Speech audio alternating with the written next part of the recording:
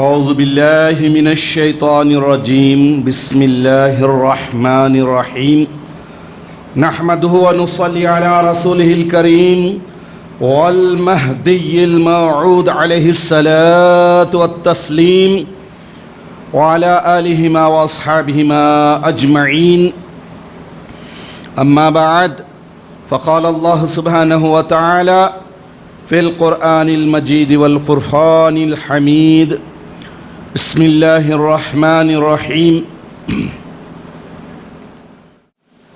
إنما الصدقات للفقراء والمساكين والعاملين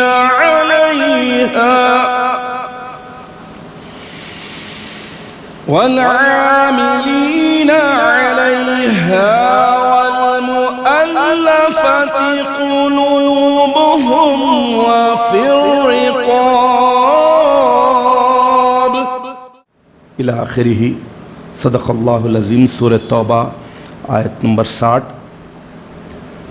آیت کا ترجمہ اس طرح ہے کہ بے شک صدقات یعنی زکوٰۃ، عشر و خیرات تو فقراء فی سبیل اللہ اور مسکینوں اور صدقات اکٹھا کرنے والے محتاجوں کا حق ہے، اور ان لوگوں کا حق ہے جن کے دلوں کی تالیف منظور ہے، اور غلاموں کے آزاد کرانے میں اور قرضداروں کے قرض چکانے میں اور خدا کی راہ میں اور مسافروں کی مدد میں بھی یہ مال خرچ کرنا چاہیے.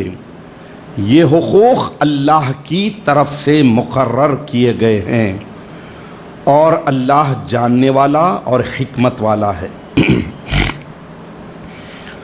حاضرین محترم، یہ رمضان المبارک کا مقدس مہینہ شروع سے لے کر آخر تک ایک مومن بندے کی مکمل ٹریننگ کر دیتا ہے اس کے نفس کو پاکیزہ بنانے، اس کی پوری زندگی کو متقیانہ اور پرہیزگارانہ بنانے کے لیے.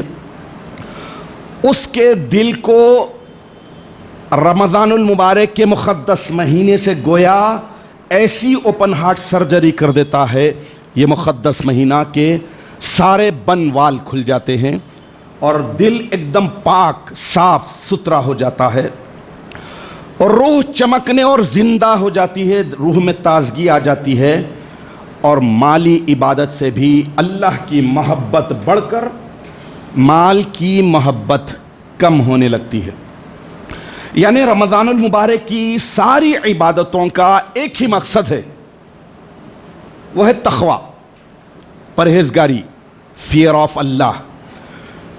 تو یقیناً یہ رمضان المبارک کا مقدس مہینہ ٹریننگ کا ہے، ایک ورکشاپ ہے، ٹریننگ ختم، لیکن اس ٹریننگ کے اثرات پوسٹنگ پر ہے کہ اب 11 مہینے کے طویل عرصے میں اسی تقوی کو باقی رکھنا ہے، اسی پرہیزگاری کو، اسی تطہیر کو، دل کی، روح کی، جسم کی، مال کی، ہر چیز کی پاکی کو، تقوی کو باقی رکھتے ہوئے اگلے رمضان المبارک تک لے چلنا ہے.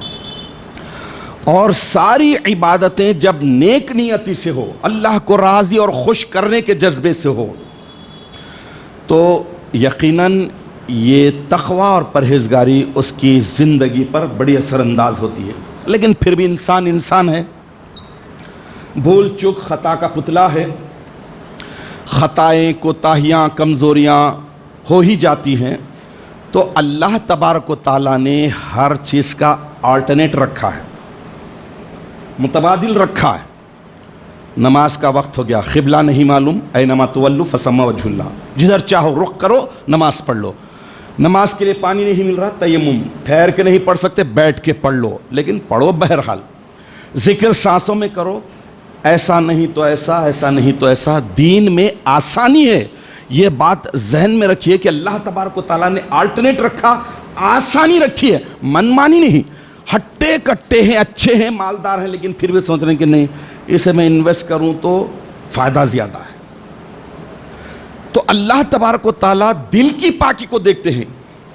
الاعمال बिन्नियात, आमाल का दारो मदार नीयतों पर मबनी है।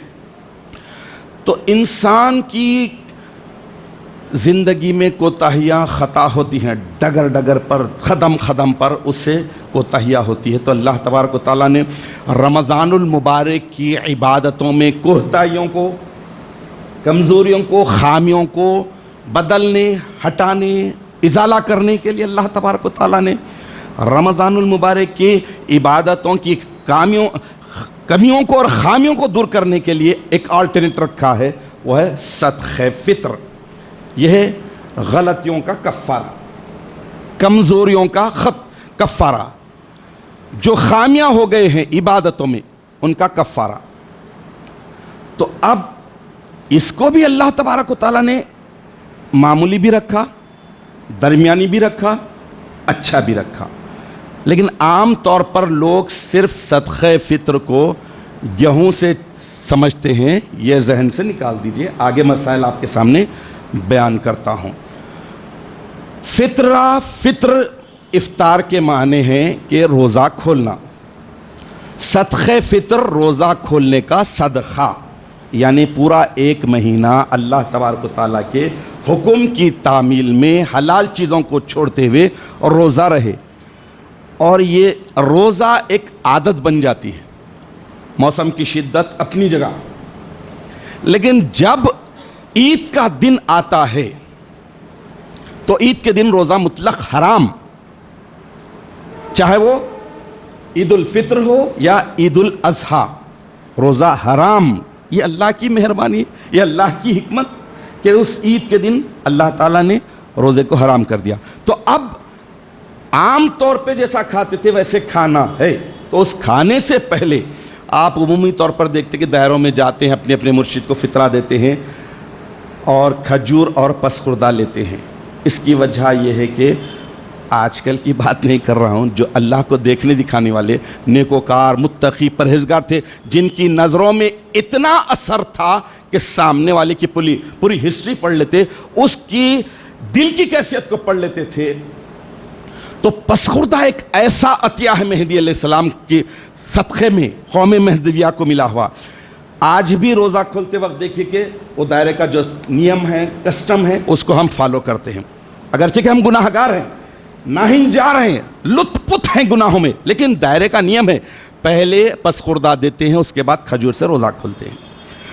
तो उस वक्त ईद के दिन भी पसखुर्दे से रोज़ा खोला जाता है। मतलब ये कि उस दिन रोज़ा नहीं रहना है, आज का रोज़ा हराम है, तो मुर्शिद के पसखुर्दे से रोज़ा खोला जाता है। तो ईद के बाद, ईद के दिन फजर की नमाज के बाद जो अमल किया जाता है, ये अमल दर आमद ख़दीम जिसे कहते हैं, ख़दीम कौम में राइज है, पसखुर्दे से खोला जाता है। अब सदक़े फ़ित्र 2 शाबानुल मुअज़्ज़म, 2 शंबे को, 2 हिजरी, उसी वक्त सदक़े फ़ित्र वाजिब हुआ जिस वक्त उसी तारीख़ को रमज़ानुल मुबारक के रोज़े फ़र्ज़ करार दिए गए थे। इसीलिए हुज़ूर अकरम नबी मुकर्रम सरकार दो आलम सल्लल्लाहु ताला अलैहि वसल्लम ने उसी साल को सदक़े फ़ित्र का हुक्म फरमाया। सुनन अबू दाऊद हज़रत अब्दुल्ला इब्ने अब्बास रज़ी अल्लाह ताला अन्हु से मरवी हदीस शरीफ, हदीस नंबर 1609 अल्लाह के नबी सल्लल्लाहु ताला अलैहि वसल्लम इरशाद फरमाते हैं, फ़र्ज़ फरमाते हैं कि फ़रज़ा रसूलुल्लाह सल्लल्लाहु अलैहि वसल्लम ज़कातल फ़ित्रती तुहरतुल लिस्साइमी। अल्लाह के नबी सल्लल्लाहु ताला अलैहि वसल्लम फ़ित्रे के ज़कात को, फ़ित्रे के सदक़े को फ़र्ज़ करार दिया है ताकि इसकी 2 वजह है। तुहरतुल लिस्साइमी, रोज़ेदार को पाकी मिले, मिनल लग़वी वर्रफ़सी, लगो बातों से, नापसंदीदा बातों से, खुराफात से, जो कमियां हो गई, जो खामियां हो गई उससे।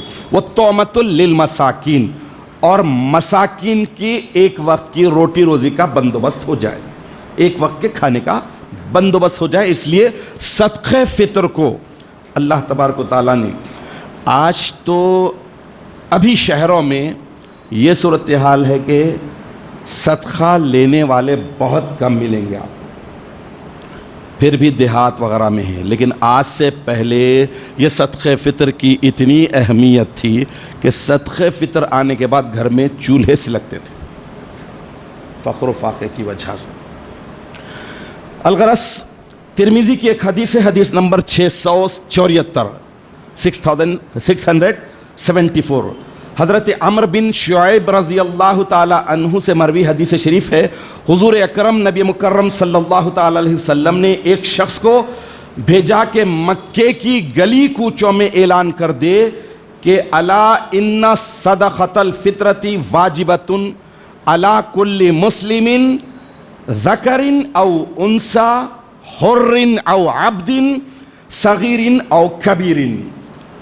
2 مد گیہوں یعنی گندم کے گہوں کے اور 1 سا کھانا واجب ہے۔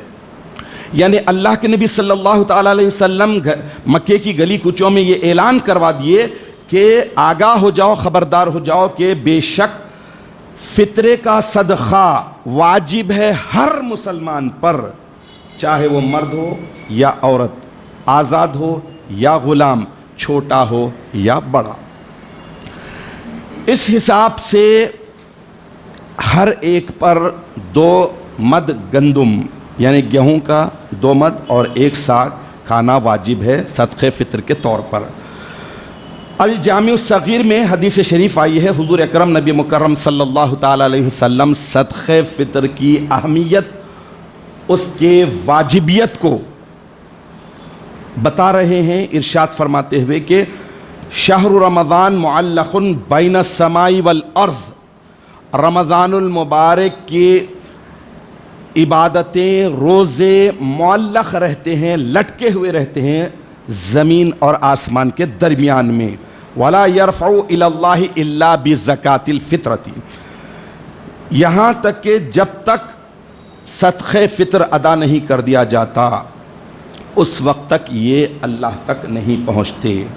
تو معلوم یہ ہوا کہ صدقہ فطر روزوں کی مقبولیت کا ذریعہ ہے اور دیگر عبادات کی کوتاہیوں اور کمزوریوں کا کفارہ بھی ہے۔ صدقہ فطر کی مقدار کوانٹٹی کتنی الگ الگ ہے۔ ایک ہے 4.25 کلو، اور دوسرا ہے 3.5 کلو، تیسرا ہے 2.5 کلو، اور چوتھا ہے 1.25 سیر۔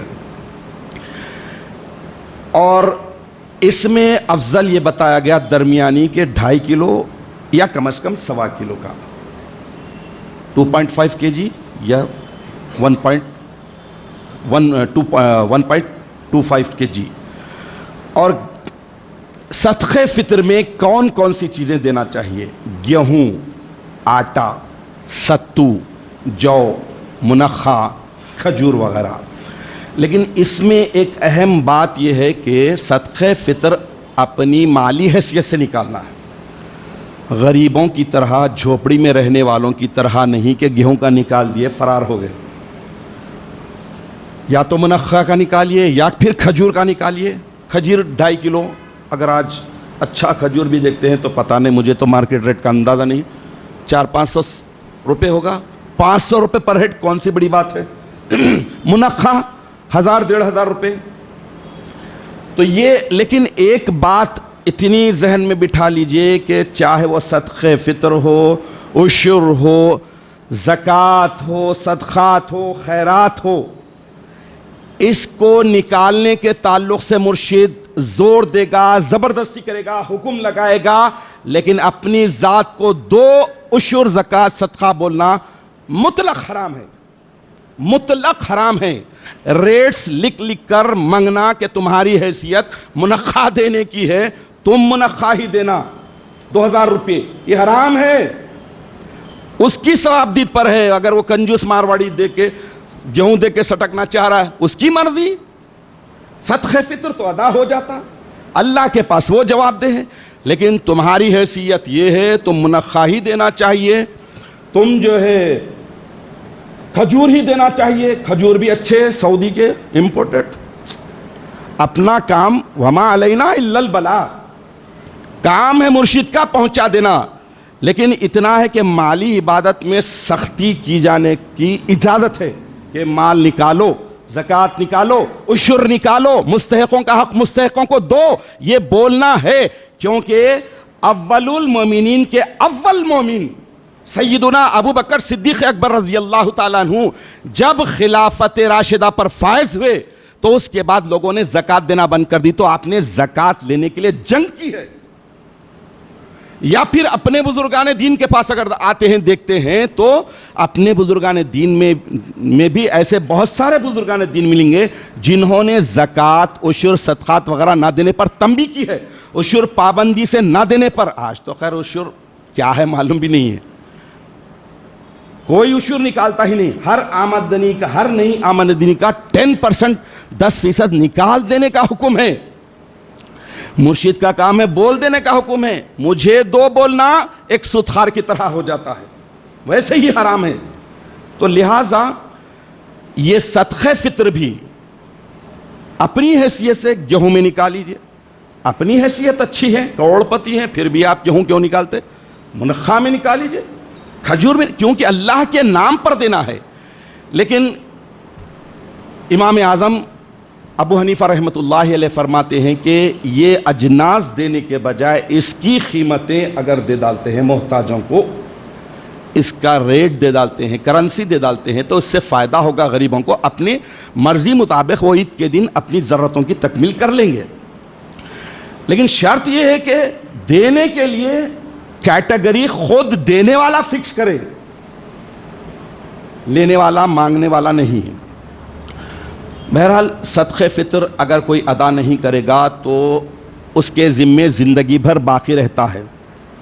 کوئی بھی صدقہ فطر ہر ایک پر واجب ہے، حتیٰ کہ نومولود جو بچہ ابھی ابھی پیدا ہوا ہے، آج کل میں پیدا ہوا ہے، گھنٹوں پہلے پیدا ہوا ہے، تو اس کے پیرنٹس کے اوپر واجب ہے، ذمہ داری ہے کہ اس کی طرف سے بھی، اگرچہ کہ وہ روزے نہیں رکھا، رمضان المبارک کی عبادتیں نہیں کی، لیکن صدقہ فطر کی حکمت یہی ہے کہ عید کے دن، عید کی خوشیوں میں محتاجوں کو، غریبوں کو بھی ان کا حق پہنچنا چاہیے۔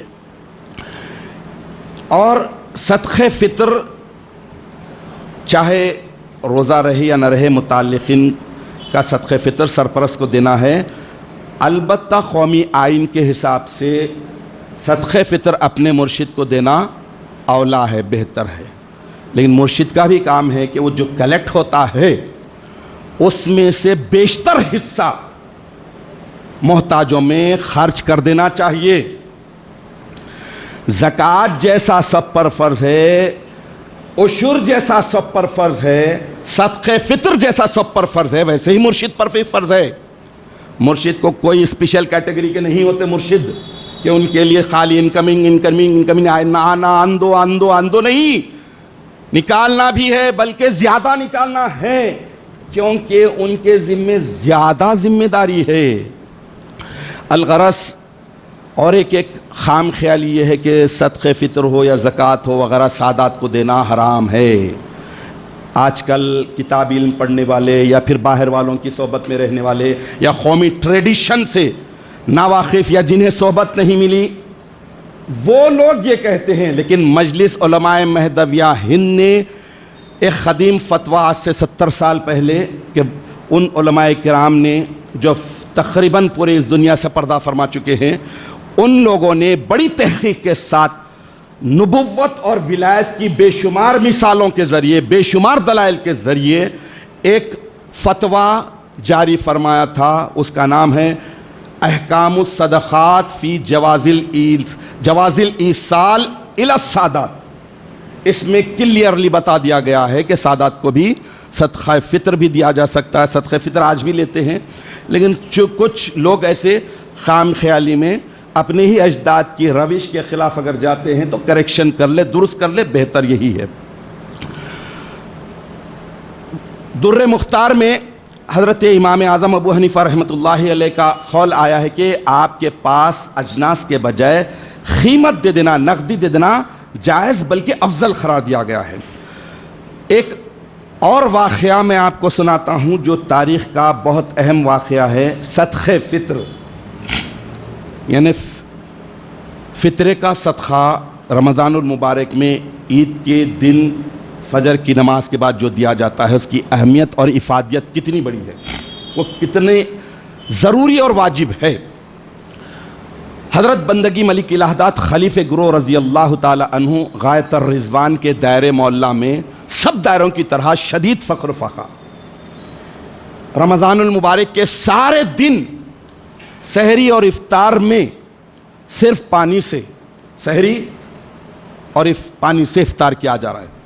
گاہے ماہے کبھی کبھی پورے 30 دنوں میں کچھ آ گیا ہوگا، کچھ کھا لیں گے۔ اب عید کا دن ہے، رمضان المبارک عید کا دن ہے، اور دائرے میں فخر و فاخر کا یہ عالم ہے کہ کچھ بھی نہیں ہے۔ اس وقت کے دور کے حساب سے 2 ڈھیلے میں 2 پیسے میں 1 سیر جو آتا تھا، اس کی بھی قیمت کسی کے پاس نہیں ہے۔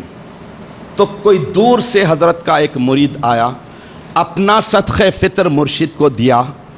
صدقہ فطر مرشد محترم سیدنا خلیفہ گروہ رضی اللہ تعالیٰ عنہ لے لیے، قبول کر لیے، مالک بن گئے۔ اس کے بعد لے کر آپ نے دائرے کے دوسرے فقیر کو دیا، کیونکہ صدقہ فطر واجب ہے علی کل مسلمین، ہر مسلم پر، چھوٹا بڑا مرد، مرشد مرید کاسب فقیر آزاد غلام، سب پر۔ اب دائرے کے دیگر فقراء، دیگر متعلقین، سب کے پاس کچھ بھی نہیں ہے۔ آپ نے دوسرے کو دیا، دوسرے نے تیسرے کو دیا، تیسرے نے چوتھے کو دیا۔ تو روایتوں میں آیا ہے کہ 350 سے زیادہ لوگوں کا صدقہ فطر اس ایک فطرے کی وجہ سے جو اللہ کے نام پہ آیا تھا ادا ہوا ہے۔ تو اس کی اتنی اہمیت ہے۔ یقیناً ہمیں یہ رمضان المبارک کے مقدس مہینے کی عبادتوں کی حلاوتوں کو باقی رکھنا ہے، برقرار رکھنا ہے۔ آدمی کو یہ دیکھنا ہے کہ مالی عبادت کی نوبت آتی ہے، وقت آتا ہے اللہ کے راہ میں مال خرچ کرنا، اللہ کے راستے میں، وہاں پر سب سے پہلے شیطان اژدہا بن کے آ کر کھڑا ہو جاتا ہے۔ اور جب اللہ کے علاوہ لغویات میں، خرافات میں، گندگیوں میں، گناہوں میں خرچ کرنے کی بات آتی ہے تو وہاں بھی ہیرو بن کر آ جاتا ہے شیطان، اور کہتا ہے کہ خرچ کر، تیرا سوسائٹی میں اسٹیٹس لو نہ ہو جائے، خرچ کر، دبا کے خرچ کر اور خرچ کر۔ یہ شیطان اکساتا ہے، جب بھی اور اب بھی، جب دھمکاتا ہے اب اکساتا ہے۔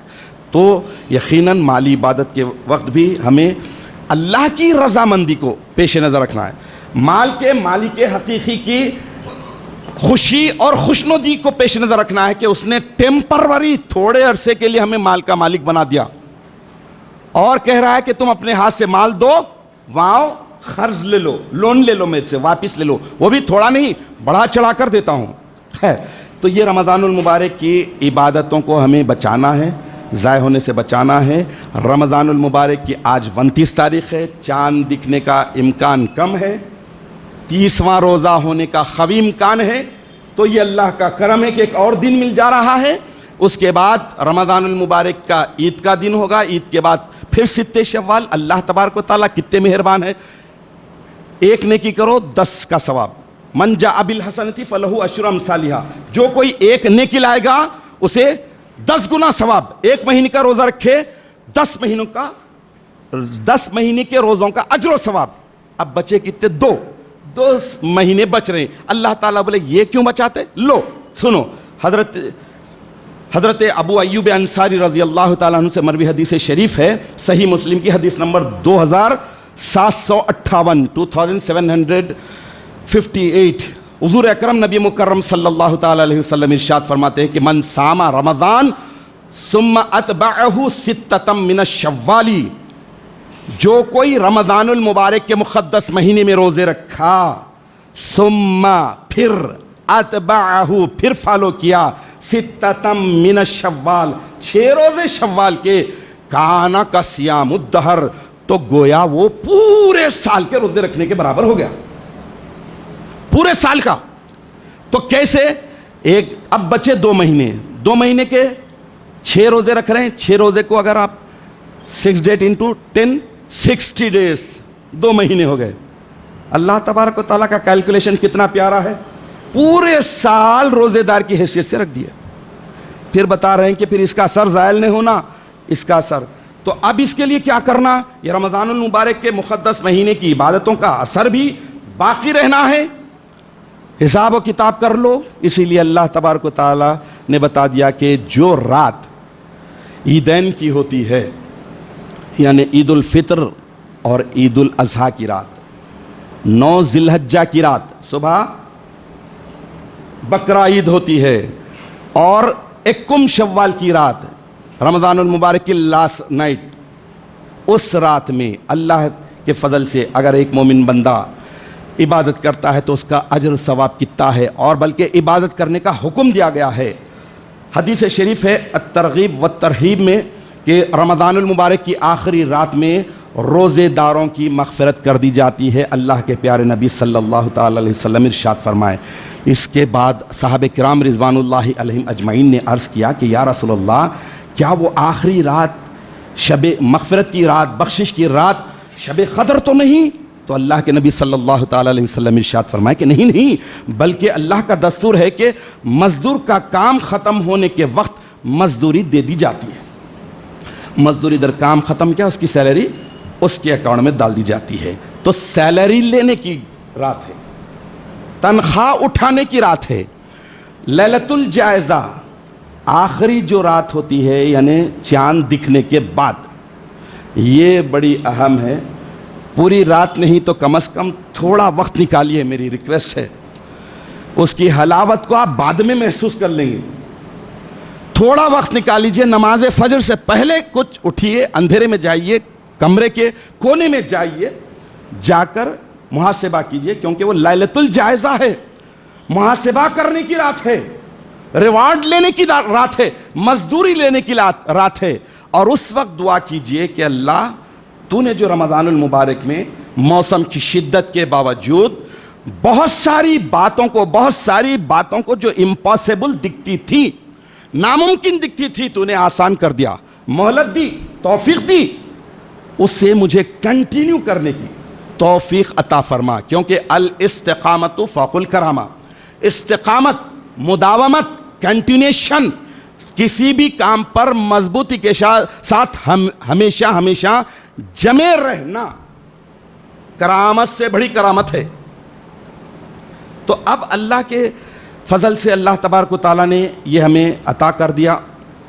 تو یقیناً practice make the man perfect, یہ بتا دیا گیا کہ آدمی جب تک پریکٹس کرتا ہے تو پرفیکٹ بن جاتا ہے.